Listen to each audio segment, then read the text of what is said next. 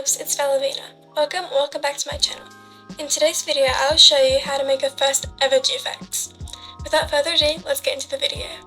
To begin your GFX career, you need the following: a Roblox account, Roblox Studio, Blender 3.6 and 3 plugins. 2 are made for Roblox Studio and one of them is a Lightroom plugin for Blender. They're all linked in the description, so go check that out after the video. Keep in mind, you need to download Roblox Studio and Blender prior to the plugins. After downloading, go to Roblox Studio. This may take a while to load since you haven't used it in the past. Once Roblox Studio has loaded, it will ask you for you to sign in. This is completely safe since Roblox owns it. Put in your Roblox credentials and let's get started. When you're fully logged in, it will come up with a pop-up asking if you wanted a tour. This is completely your choice, and you will most likely benefit you in the long run if you take the tour. On the left of your screen is a tab. There are 5 options: New, My Game, Recent, Archive and Tour. Select the first one, which is New. For beginner artists, I recommend choosing Baseplate or Classic Baseplate. For the sake of today's video, I'll be choosing the first option, which is Baseplate. Once loaded in, there'll be a pad with a star on it. This is called a spawn pad. It's for players who load into the game to use. Since you're not developing a game, you can delete it by left-clicking and pressing delete with your mouse. At the top of your screen, you have the option of Home, Model, Avatar, Test, View and Plugins. Go to Plugins and choose Character Loader. Bio Already Pro. When you click on it, there'll be a user. This is the owner's user, and you can delete it. Copy and paste your own in. In this video, I'll be making a GFX for Darkbun. Make sure Spawner Origin is ticked off with a cross. Since you're not using rig, select R15. The avatar will load in and press on the avatar's torso.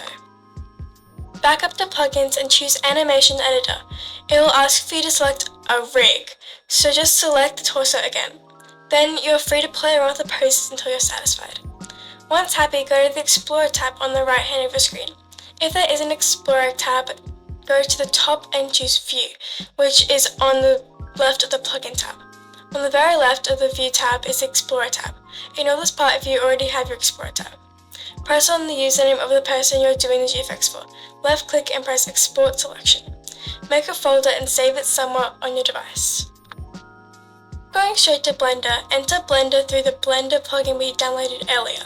It's called Blender Lightroom, by the way. You're going to see some lightbox things, just leave them alone for the time being. At the top left is a File tab. Press on it and scroll down to Import. Then select Wavefront OBJ and find your file.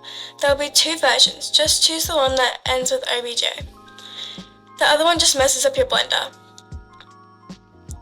When your avatar is imported, press on it and on the right hand side there should be a little box with everything that's in your Blender at the moment. Press on the username, look below the tab with all the names. There's some settings and scroll down until you see this checkered circle. If you scroll down on that tab, there will be some settings. This is how you add gloss. Personally, I like to reduce the roughness, make the metallic and specular and sheen tints higher, and you can also mess around with the lights for a little bit. When I first started, I didn't really use that much with the lighting, but it's just all about personal preference and it isn't mandatory. Above the username of the character there's this lights tab. Select on it and then go to the checkered ball and change the colors and strength. This is all choice, by the way. When happy, go to the top and press render, which is the third from the left option. Select render image and wait for the image to finish rendering. Keep changing small things until you're obsessed with your final results. Wait for it to finish rendering, go to image and at the top and press save as and save it wherever. If you want to learn how to make a background for GFXs, stay tuned. If something in this video did not work for you, just redo everything and do not skip any parts, or it might mess something up. Have a nice day, ladies, folks, and non-binary people.